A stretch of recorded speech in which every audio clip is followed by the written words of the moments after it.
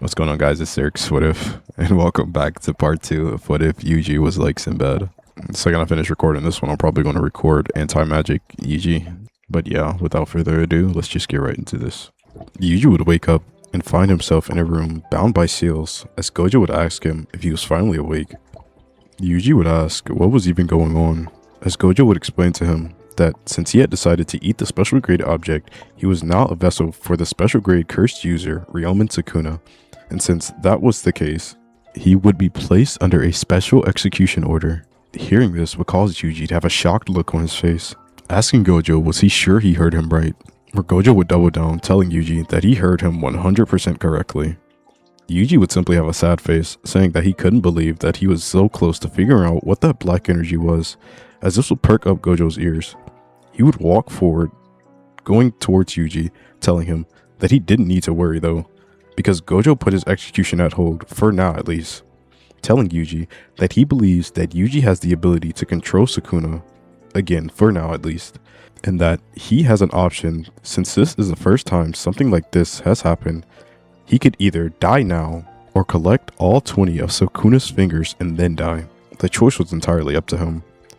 Yuji would then ask Gojo if there was a choice where he didn't have to die at all, but Gojo would bluntly tell him no. With Yuji asking Yuji, was he sure? With Gojo telling Yuji that he's sure, Yuji would then tell Gojo that of course he would want to prolong his life for as long as he can, with Gojo telling him that that was the spirit.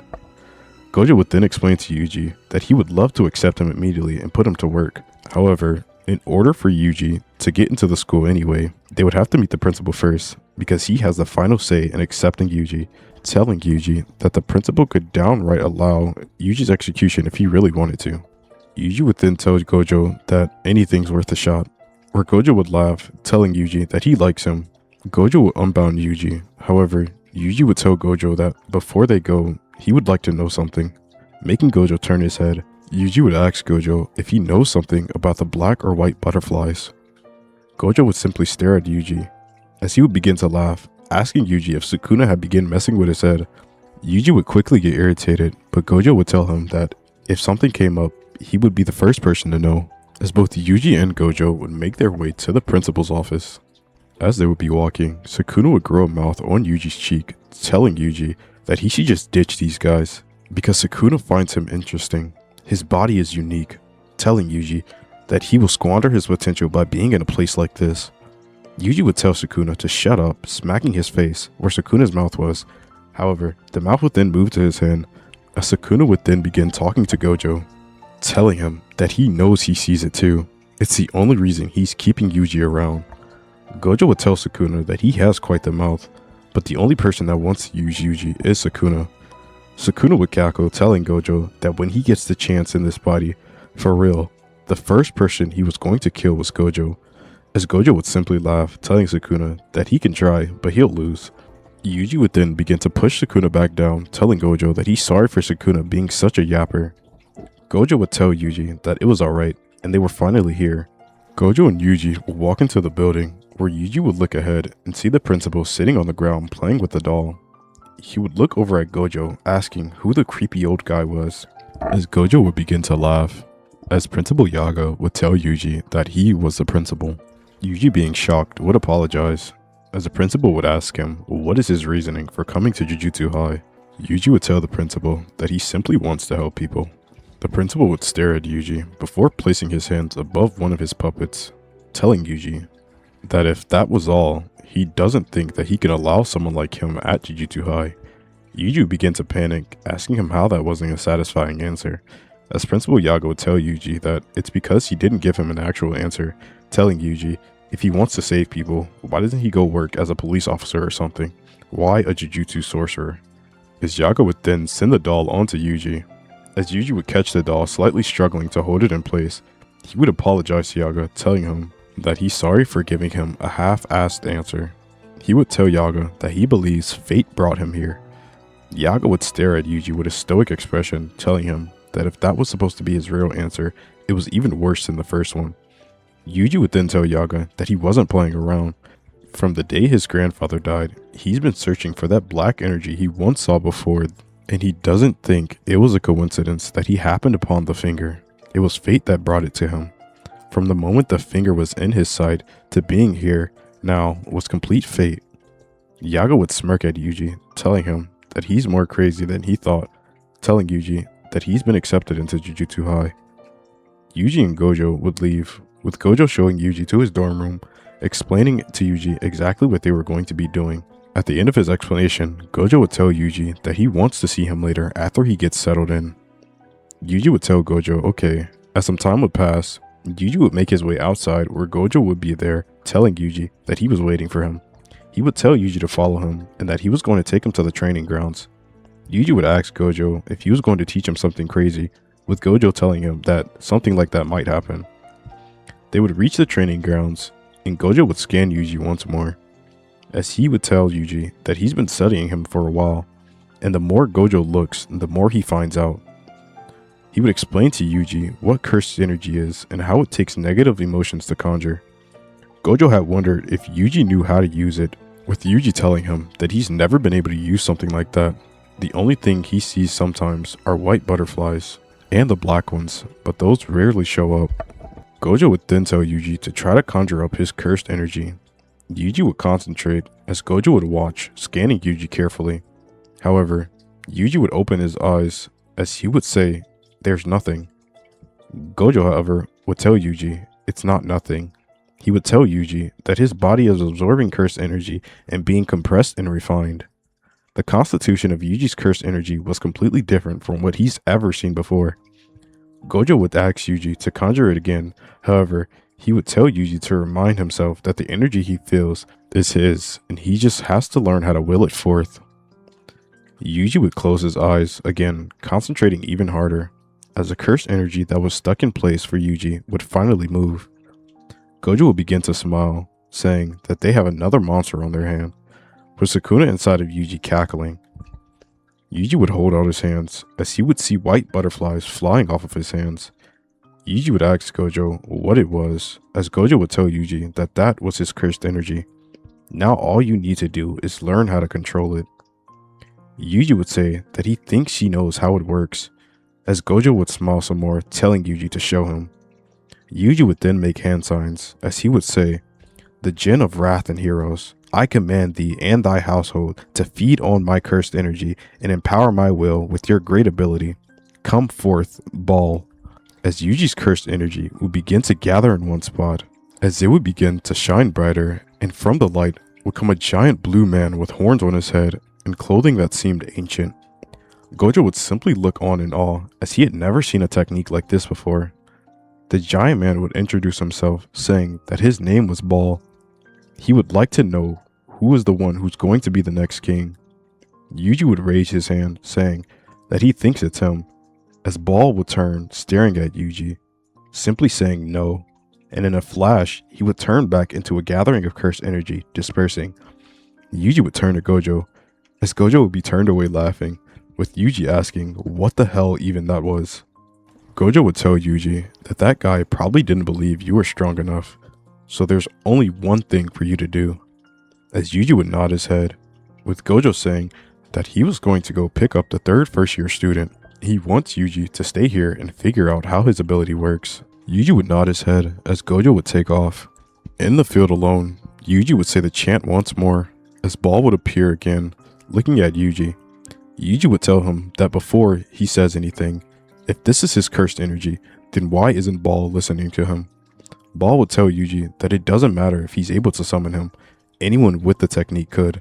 However, it's up for him to choose whether or not his user is a king's candidate, and he does not think Yuji is even close to being one. Therefore, he refuses for Yuji to be able to use his abilities.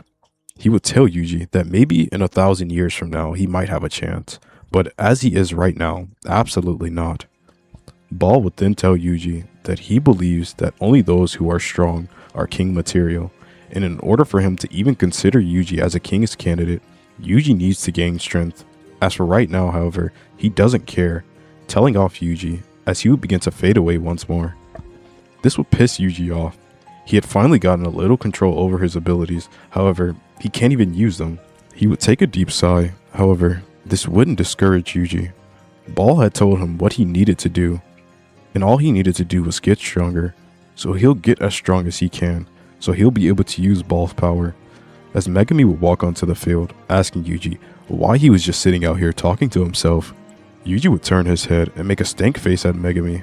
As Megami would ask what was even wrong, Yuji would tell Megami that they should train together, with Megami telling Yuji that he'd rather train alone.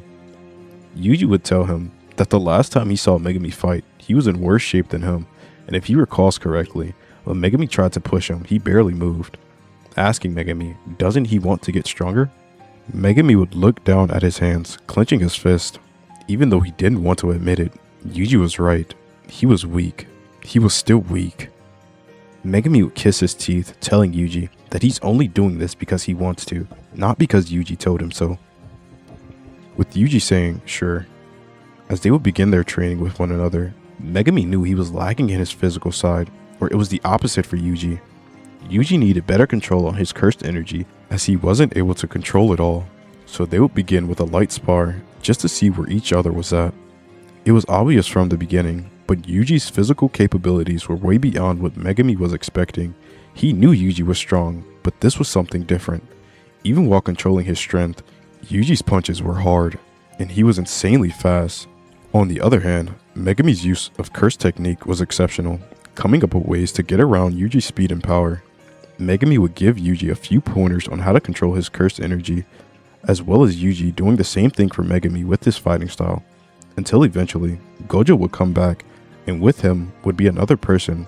It would be a girl with blue hair. Gojo would ask both Yuji and Megami why they were both so beat up, shaking his head and introducing the girl, telling them that her name was Yam Raiha, telling the two that she was from overseas and she came all the way to the Jujutsu school here to learn more about curses. She would tell the two that it was nice to meet them, telling them that Yam Hara was her full name, but they could just call her Yam. Yuji would be the first to speak up, saying that it was nice to meet her, as well as attempting to shake her hand, as she would look at his hand covered in sweat and dirt, telling him not to touch her. Gojo would then tell both Yuji and Megami that they should clean up, because all of them are going to go meet the fourth first year. He would then turn towards Yuji, asking him how his training was going, as Yuji would simply give Gojo a thumbs up, as Gojo would tell Yuji that they'll talk about it later. Gojo would take the three students to meet the other first year, and as they would get there, Gojo would introduce all of them to Nobara, as she would look at Yuji and Megami, sighing. Megami and Yuji would turn at each other, while Nobara would look at Yam, smiling and saying that she was happy that she wasn't the only girl on the team, with Yam agreeing.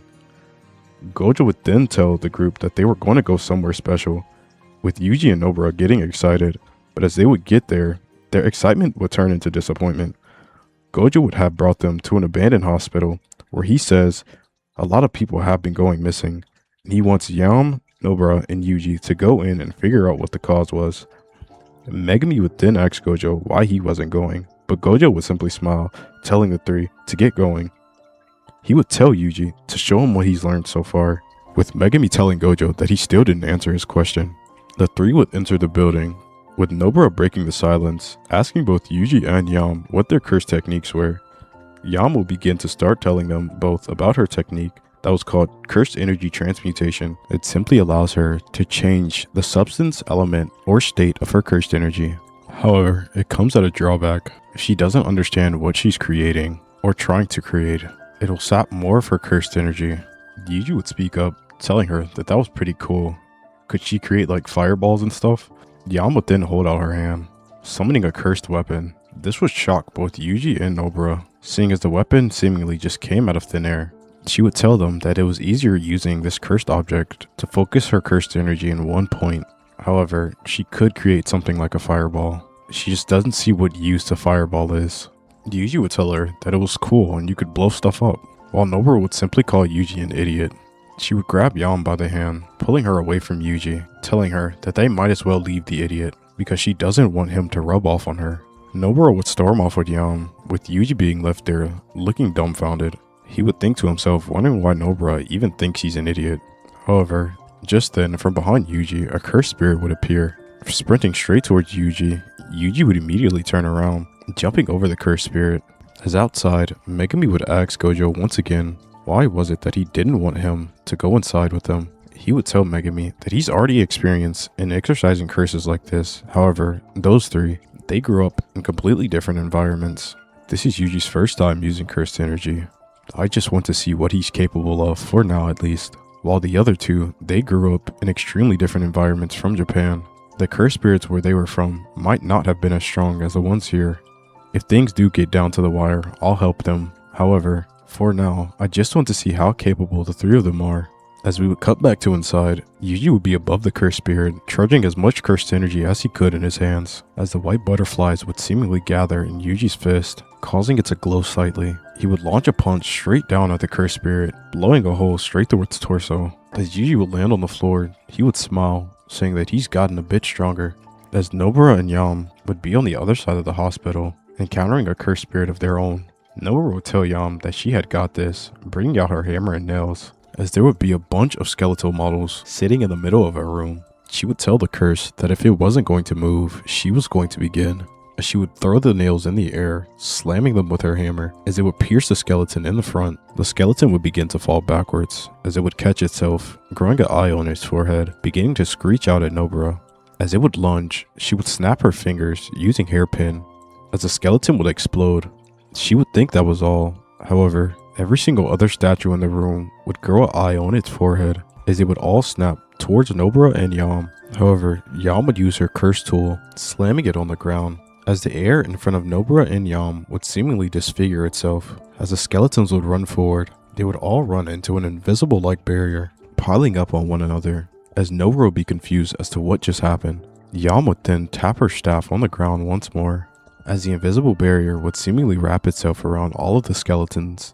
As she would use her other hand pointing inside of the barrier, as numerous small ice shards would appear. As she would snap her finger, the ice in the bubble would begin to spin around rapidly, piercing through every last skeleton, defeating every single curse, as it would then disperse.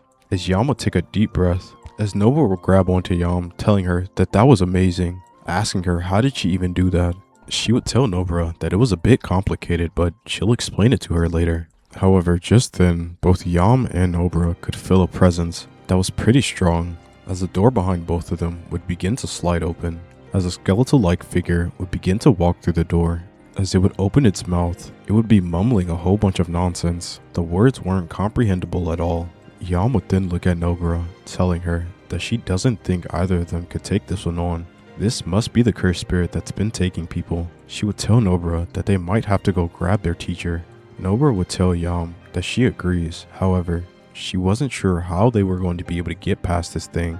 This curse was at least semi-grade 1. On the outside, Megami would ask Gojo if he feels that, as Gojo would say that he does. Megami would then ask Gojo if it was that dangerous, he needed to go in there. However, Gojo would tell Megami that he needs to calm down. If things get dire, he will jump in. For right now, just simply sit back and relax. Everything will be fine.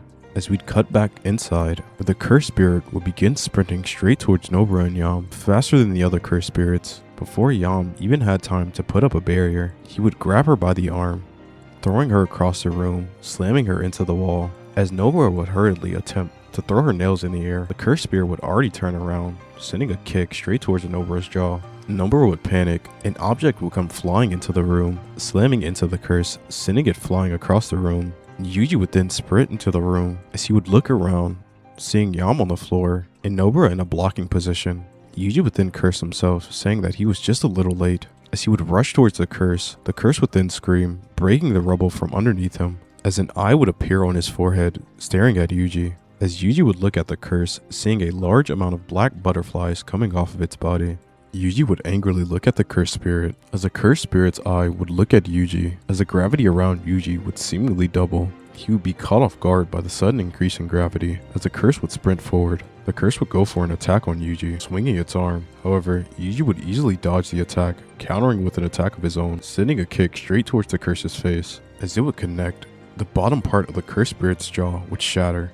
This would shock Nobara and Yam, seeing as they heard that Yuji didn't know how to use a curse technique. However, what were these weird butterflies that were surrounding him? The cursed spirit would get up, screaming out once more, as the eye on his forehead would begin to glow even brighter. as the weight around Yuji would seemingly quadruple. This would cause Yuji to cave into the floor, and as the curse would sprint forward once again, Yuji would already be throwing a punch, cracking the curse across its face, shattering his whole skull, as the curse would be exorcised. As from outside, Gojo would simply smile, saying that Yuji is completely different. Back inside, Yuji would rush over to where he kicked the curse, watching its body disappear. As he would take a sigh of relief, he would turn around, sprinting towards Yam, asking if she was okay. As Yam would get up, saying that she was fine, thanking Yuji for saving her. Nobara would cough, telling Yuji thank you as well. However, she would then start screaming, telling Yuji, now that everything's said and done, she'll never thank him again, grabbing onto Yam, telling her to come on. Yuji would simply sit there once again, having a dumbfounded look on his face, confused on what Nobara's problem was anyway. Maybe she's the idiotic one. He wasn't too sure. The three would then leave the hospital, as Gojo would be waving all three of them, as Nobara would scream out to Gojo, telling him that there was an extremely dangerous curse inside. Why didn't he jump in and save them? Gojo would put up a thumbs up sign and an okay, telling Nobara that everything worked out, right? With her screaming at Gojo, telling him that didn't matter, Gojo would then look at Yuji, telling him that even in this short amount of time, you've gotten pretty strong. Yuji would simply smile, telling Gojo that he was just a natural born genius. As Gojo would tell the group to celebrate, why don't they all go get something to eat? As Yuji and Nobara will both start celebrating, as Yam will begin to laugh. As some time would pass, as Yuji and his classmates would be sent on various missions, with Yuji learning how to control more and more of his cursed energy, training with Megami and Yam from time to time, as well as Nobara. Gojo would come out to the training field, seeing Yuji practicing controlling his cursed energy more, as Yuji would try the summoning ritual once more, summoning Ball, as Ball would look at Yuji once again, telling him that he is not worthy yet, dissipating back into cursed energy. Yuji would then look down at the ground, balling his fist up. He's been training like hell these past few weeks. He's been pushing himself, and still nothing. What even is it? What does he need to do? Gojo would then tap Yuji on the shoulder, spooking Yuji as he would jump to the side. Gojo would then tell Yuji to not look so down, and that he can tell that he's really close to something. He would tell Yuji not to give up, and that he has another mission for him. Well, for all of his classmates. He would gather all of the first years, as he would explain to them that they were going to be investigating a large juvenile detention center. He would send them to Ijichi and have them be brought up on the mission. He would tell them, however, he had something to do. He would send them to Ijichi, waving off the first years. As they would talk with Ijichi being debriefed on the mission, they would be sent to the juvenile center, as Ijichi would remind them that if they do encounter a special grade cursed spirit, to not engage. Their only options were to run or die. All of the first years would nod, as they would all head inside of the juvenile detention center. The second they were walking, Megami and Yam would realize they were both inside of an innate domain, with Megami summoning his divine dogs, telling the group that no matter where they are, the dogs would be able to smell the entrance so they could escape whenever, so they should simply proceed as planned. The entire group would agree as they would head forward, walking through a long corridor until they reached an open area. This is where they saw mutilated corpses on the ground. As Yuji would look towards the body, making a terrified face, flashes of his grandfather would appear in his head as Megami would touch his shoulder, asking him if he was alright. Yuji would shake his head, telling Megami that he was fine. It was just some old memories, it doesn't matter anyway. As within the next second, all four of the freshmen would hear a loud crash. As they would all turn, they would see Megami's dog in the wall, dead on impact, as Yam and Nobara would scream out to Yuji and Megami, telling them to move. Yuji would push Megami out of the way, as a beam of light would engulf Yuji's arm, leaving deep burns on his arm. This would cause Yuji to wince in pain, as he would take a step back, looking towards both Yam and Nobara, checking to see if they were alright. However, they were nowhere to be found. Yuji would then have a worried look on his face, as Megami would be frozen in fear. It was a special grade curse. The pressure Megami was feeling wasn't allowing him to move. He was screaming at himself in his head to move. He needed to move. This is when Megami would hear Yuji screaming. Yuji would rush towards Megami, pushing him out the way once more, as another beam of light would shoot. However, Yuji was able to get out of the way this time. He would scream out to Megami, telling him to get it together. If he just stands there like that, he'll die. Megami would shake his head, slapping himself, telling Yuji that he's right. Yuji would then laugh, telling Megami that he doesn't think it's best for both of them to be here. He wants Megami to go find the other two and escape with them. He was going to hold off this cursed spirit. Megami would then scream out to Yuji, telling him that was stupid and he's going to die. Yuji would then ask Megami, does he have a better idea? The only way they could get some kind of help here, he needs Megami to go grab the other two and get reinforcements. They don't know how to get out by themselves. and his dog is the only one that knows how. He believes in both Yam and Nobara, however, he doesn't know what will happen if both of them stay here and just die, so he'll be the one to hold out here. He wants Megami to go find them and fast, because he's not sure himself how long he'll be able to hold out. Megami would have a troubled look on his face, telling Yuji that this was a stupid plan. He would ask Megami if he had another plan, as Megami knew that he didn't. He would clench his fists, screaming out to Yuji, telling him to not die. He was going to find the other two and get reinforcements, so he had better hold out. Yuji would give Megami a thumbs up, telling him that it was too early for him to die. He has nothing to worry about. Megami would take off, going to go look for Yam and Nobara, as Yuji would be left with the cursed spirit. It had looked like a finger bearer curse, however, it was darker, and its body was more tight and compact. It would look at Yuji and begin laughing, as Yuji would begin laughing as well, asking the curse he wants to know what's so funny, as within the next second, the curse would step forward right in front of Yuji. Yuji, not even getting the chance to blink, would attempt to throw his hands up to block. However, the curse's fist would already be connecting with Yuji's jaw, sending him flying backwards, crashing through a wall, knocking him out on the first hit. However, Yuji would immediately wake up, being extremely dazed, cursing to himself, realizing that he had gotten knocked out from that one punch alone. He knew this thing was strong, but this was crazy. He didn't want to die here, not yet.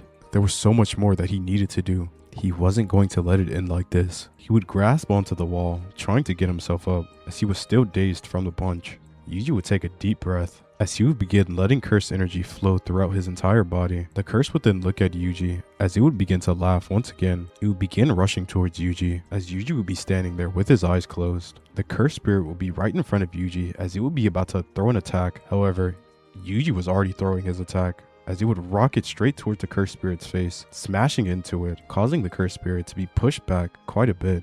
Blood would begin to pour down from the cursed spirit's mouth, as Yuji would smile, telling himself that he could do this. The cursed spirit would then spit on the ground, screaming out in rage, as Yuji would start screaming too, saying that he could do it too, as they would begin to clash, with the cursed spirit throwing punches as well as Yuji. Yuji knew by all means he wasn't stronger than the cursed spirit. In fact, he was taking a lot more damage than the cursed spirit. However, he was going to hold out for as long as he could. All he needed to do was save his friends so they could escape, and if things got bad, he would probably just let Sukuna be released. But no, he couldn't do that either. He was going to stay alive. He was going to stay conscious. He was going to fight with everything that he had. The cursed spirit would launch a kick straight towards Yuji's torso. As it would connect, Yuji would be winded, being pushed backwards, sent flying into a wall. Yuji was bleeding from his head. He was hurt all over, but he would simply smile, breaking himself from the wall, stomping on the ground, screaming at the cursed spirit, saying that it was going to take a lot more than that to kill him. As the cursed spirit would rush forward, Yuji would begin to smile as he would throw a punch. He didn't understand what he was feeling right now, but something just felt right. As he would throw the punch, the cursed spirit would attempt to block it. However, Yuji had already threw it way in advance, so by the time the cursed spirit's hands were trying to come up, Yuji's punch was right in front of the cursed spirit, and just as the attack would land, the space around Yuji would distort, as he would land a black flash, causing Yuji's cursed energy to flare up, as more white butterflies would begin to exit from his body. That punch would send the curse flying towards a wall, as it would crash into it, breaking itself from the rubble and screaming out again. However, something was different about Yuji. He would make hand signs as he would chant once more. The Djinn of Wrath and Heroes, I command thee and thy household to feed on my cursed energy and empower my will with your great ability. Come forth, Baal. As Baal will be summoned once more, Baal would look at Yuji, as Yuji would simply glare him in the eye, as Baal would smile, telling Yuji that he was worthy. Baal would then seemingly combine himself with Yuji, as Yuji's body would begin to flow with electricity, as he would charge as much cursed energy as he could, pointing his finger at the cursed spirit, as he would say the words, Badarak Saika. As for a second, nothing would happen. However, within the next second, a large bolt of lightning would strike through the building, crashing straight into the cursed spirit, vaporizing it on impact, causing a large explosion. As the curse would be exorcised, one of Sukuna's fingers would drop out of the curse, as Yuji would then say, so that's why it was so strong. As he would pass out, falling on the floor, Megami was on his way out of the building, with both Yam and Nobara, seeing as Nobara was injured and Yam was low on cursed energy. However, the entire area around them would begin to distort, as the innate domain would cease to exist. Megami would stop dead in his tracks, turning around, asking, Did Yuji really take that down? He would look at Nobara, seeing as she was injured, and look back to where he had left Yuji. Yam would tell Megami that he should go and help Yuji. She'll get Nobara out of here since the place was returned back to normal. He should go check up on Yuji, just make sure he's okay. Megami would nod his head as he would rush towards where Yuji was. He would see Yuji on the ground, rushing over to him, checking to see if he was still breathing, letting off a sigh of relief. He couldn't believe it. Yuji had taken down that special great cursed spirit when all Megami could do was sit and watch and run away. He would clench his fist, realizing that he needs to get stronger, not only for his own sake, but for others as well. He needs to get a lot stronger than he is right now. He would pick up Yuji, telling him that it was still a stupid idea, but he's glad he's okay, as he would carry Yuji outside of the building, where Ichichi would see all 4 of the freshmen, surprised, asking Megami what exactly happened. Megami would tell Ichichi that it would seem as if Yuji took down the special great curse spirit, as Ichichi would have a shocked look on his face, with Megami realizing that Gojo might be right. Yuji might just be someone who can change the world, even though he's just started his journey in cursed energy and cursed spirits altogether. He's already been able to take down a special grade. It obviously wasn't easy, but still, Yuji will only get stronger from here, so he has to step his game up as well. Ichichi would then tell them to all get back in the car, and they were heading back to Jujutsu High immediately. They were going to report this, as they would make it back to the school. Nobara and Yuji would immediately go to Choco, as Ichichi would have told the principal and Gojo what had happened, with Gojo simply smiling, as he would begin to chuckle to himself, realizing that he was right about Yuji. And on the other hand, inside of Yuji, Sukuna would be smiling from ear to ear. He knew the boy's body was amazing, but what was that? What kind of technique does Yuji hold in his body? He can't wait. The second he gets even the slightest chance to take over Yuji's body, he's going to make it his fully.